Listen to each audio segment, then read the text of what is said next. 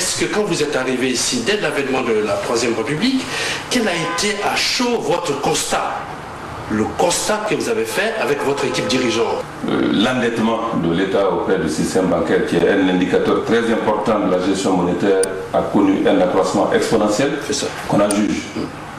En 2001, l'État était endetté à la Banque centrale auprès du système bancaire pour environ, d'abord en 98, l'État était endetté pour 124 milliards. De quoi? De francs guinéens? Oui, c'est ça. En 2001, ce montant avait atteint 274 milliards. Patate. Oui. En 2003, on était à 323 milliards. C'est ça. En 2006, on était à 2000 milliards. Oui. En fin 2006, on était à 2000 milliards. C'est ça. C'est sur ces entrefaites que les revendications salariales étant transformées en revendications politiques, un gouvernement de consensus a été mis en place, qui a conclu un programme avec le Fonds monétaire.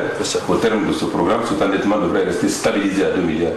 Le gouvernement de consensus a pu tenir cette stabilisation. Le gouvernement de large ouverture qui a succédé au gouvernement de consensus a pu tenir aussi l'endettement à ce niveau de 2000 milliards. Mais avec le décès du président Conté en 2008, oui, c'est ça. Et l'irruption à nouveau des militaires de la vie politique, il y a eu en quelque sorte une explosion de cet endettement. C'est ça. D'abord en 2009, on est passé de 2000 milliards à fin 2008 à 3500 milliards à fin 2009. Très bien. Pour être à 6600 milliards à fin 2009. C'est ça. À fin 2010.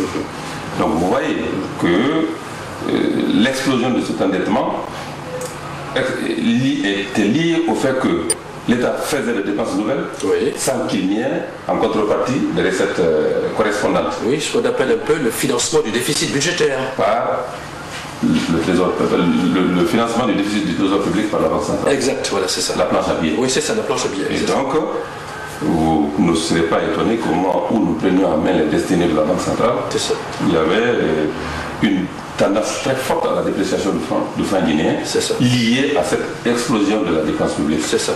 Donc, des précédents publics étaient ainsi entretenus. C'est ça. Parce que l'État faisait au même moment des dépenses.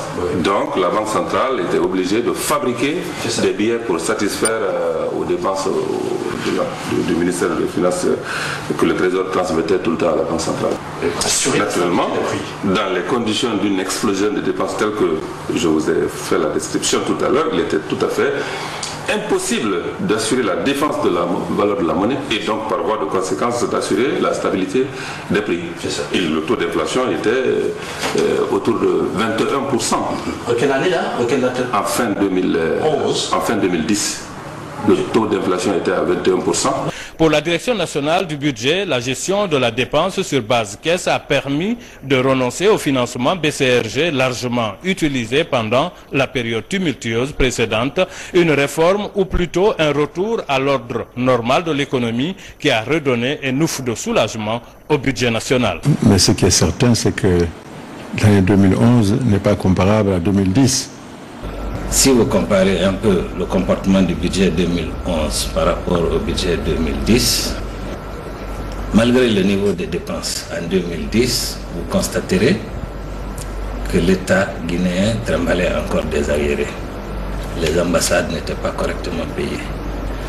Nos contributions internationales n'étaient pas correctement payées en 2010, malgré ce niveau de dépenses. On a entrepris un certain nombre de réformes macroéconomique qui ne peut pas être sans incidence sur la valeur de la monnaie. Vous avez d'abord effectivement la décision prise en tandem avec le ministère de l'économie et des finances de procéder désormais à l'exécution des dépenses de l'État sur la base caisse, c'est-à-dire qu'à tarir les injections de liquidités qui se sont produites entre 2009 et 2010. Nous sommes parvenus à stopper la dépréciation très rapide du franc guinéen qu'on a constatée entre janvier et mars 2011.